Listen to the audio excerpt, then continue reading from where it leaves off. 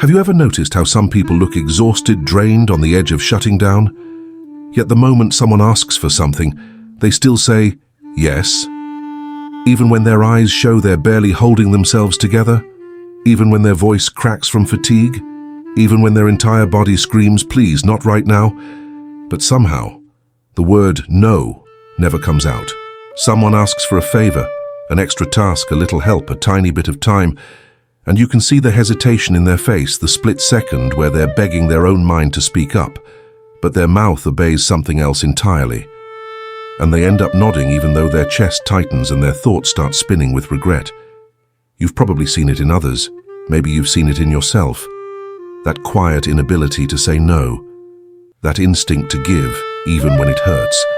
That automatic response that feels less like a choice and more like a survival mechanism. And if you've ever wondered why this happens, why some people can't say no, even when everything inside them is screaming, then this is for you.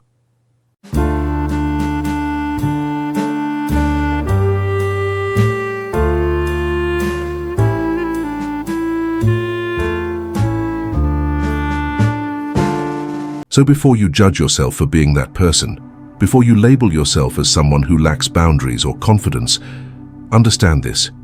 The inability to say no is rarely about the actual request. It's about what the word no represents to you, what it threatens, what it awakens. And this script is going to take you deep into that psychology, deeper than the usual surface-level explanations.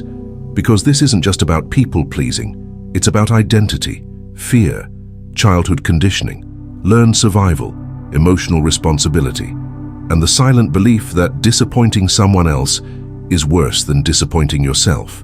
So let's go all the way in, slowly, calmly, deeply. Because once you understand the psychology of why you can't say no, you'll finally see yourself with clarity instead of judgment. And maybe, finally, you'll understand that this pattern didn't start with you being too nice. It started long before that, and it has shaped everything. How you respond, how you interact, how you protect others at the cost of yourself. This isn't weakness. This is a story you never realized you were still living in.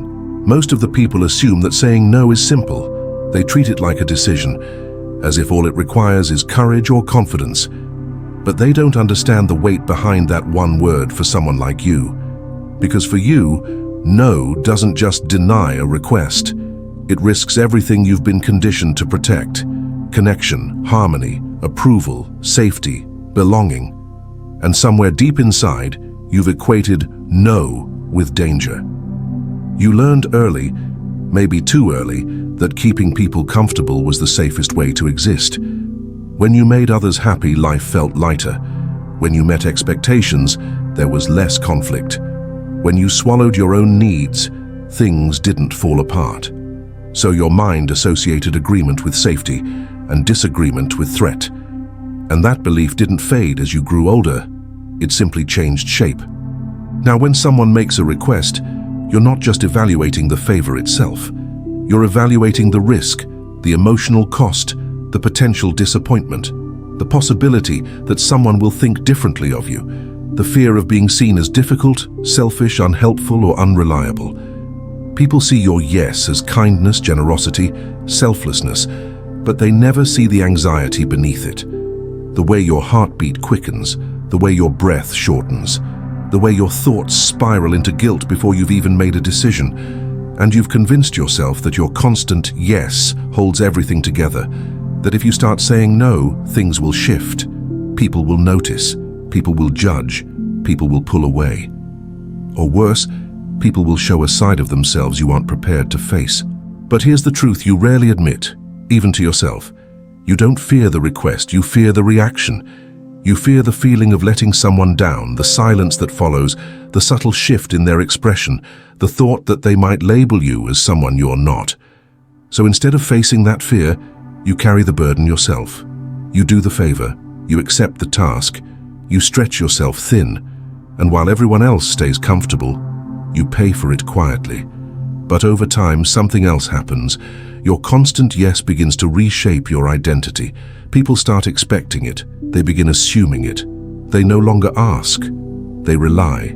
And their reliance becomes your responsibility. even when you never agreed to it consciously. You become the reliable one, the strong one, the one who never refuses, the one who absorbs extra weight because you can handle it. But what no one sees, what you hide so well, is the exhaustion beneath that role, the resentment, the quiet wish for someone just once to say, "You don't have to. It's okay to rest." Yet even if someone said that to you, you'd struggle to believe it, because your difficulty with saying no isn't about external permission, it's about internal permission. It's about the part of you that still believes your worth is measured by what you give, what you sacrifice, what you endure. And that belief came from somewhere. Maybe you grew up in an environment where love was conditional, where attention had to be earned, where your emotions took second place to someone else's. Maybe you learned to be the fixer, the peacekeeper, the quiet one who absorbed the pressure so others didn't have to.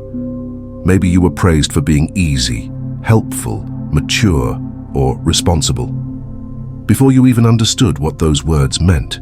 And by the time you realized the cost, the habit was already part of your identity. People who can't say no often learn to survive by disappearing, by minimizing their needs, by softening themselves so others could feel comfortable. And even now, as an adult, the same pattern lives inside you.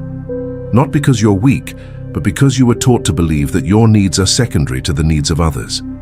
But that's the part few people understand.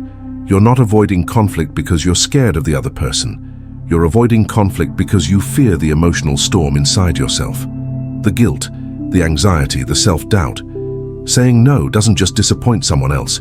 It triggers the part of you that still measures your worth by your usefulness. So you choose the discomfort you can control, your own, instead of the discomfort you can't, someone else's reaction. And that's why your yes doesn't come from genuine willingness. It comes from pressure, fear, and emotional habit. It's a silent agreement you were trained to make long before you understood your right to decline. But here's what you rarely notice. Every time you say yes against your own needs, you split yourself in two. The external you, the agreeable, reliable, responsible you, steps forward. But the internal you, the tired, overwhelmed, quietly hurting you, stays behind, unheard. And that internal version of you doesn't disappear. It waits. It accumulates. It holds on to every moment you abandoned yourself for the comfort of someone else. And one day, you feel the weight of it. Maybe not all at once, but slowly, through burnout, fatigue, emotional detachment, a sense of losing yourself in tasks and responsibilities that don't belong to you. Because saying yes all the time doesn't make you generous. It makes you invisible. It erases the parts of you that need care, attention, rest, boundaries, and space to breathe. It creates a life where you are present everywhere, except within yourself. And the world benefits from your constant yes, but you don't. At least not in the way you need. But here's the deep truth hiding underneath all of this. People who can't say no aren't trying to please others. They're trying to avoid feeling like a bad person. They're trying to avoid guilt. They're trying to avoid disappointing someone they care about. They're trying to avoid being misunderstood or judged. They're trying to avoid the internal chaos that comes from choosing themselves for once. You're not afraid of the word no. You're afraid of what saying no will make you feel like. You're afraid of who you fear you might become. Selfish, careless, insensitive, even though none of those labels actually describe you. And the irony is, the more you protect others from discomfort, the more discomfort you create for yourself.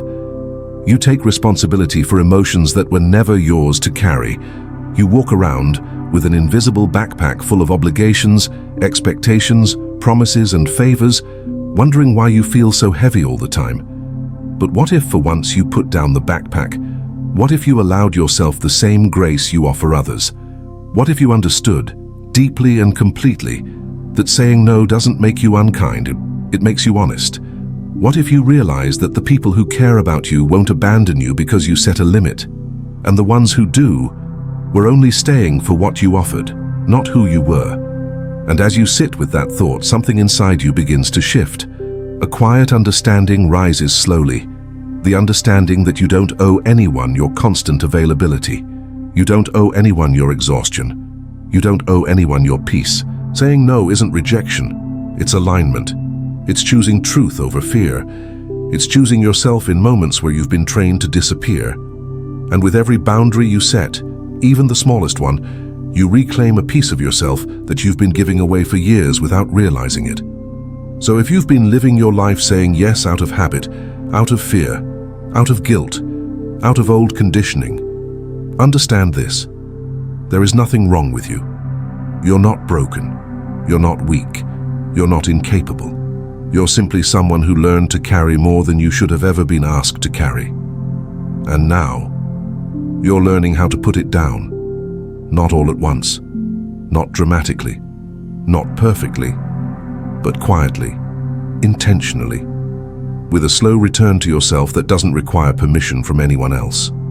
Because the truth is, the moment you understand why you can't say no is the moment you open the possibility of finally learning how to. And maybe for the first time in your life, the word no won't feel like a threat. It'll feel like freedom.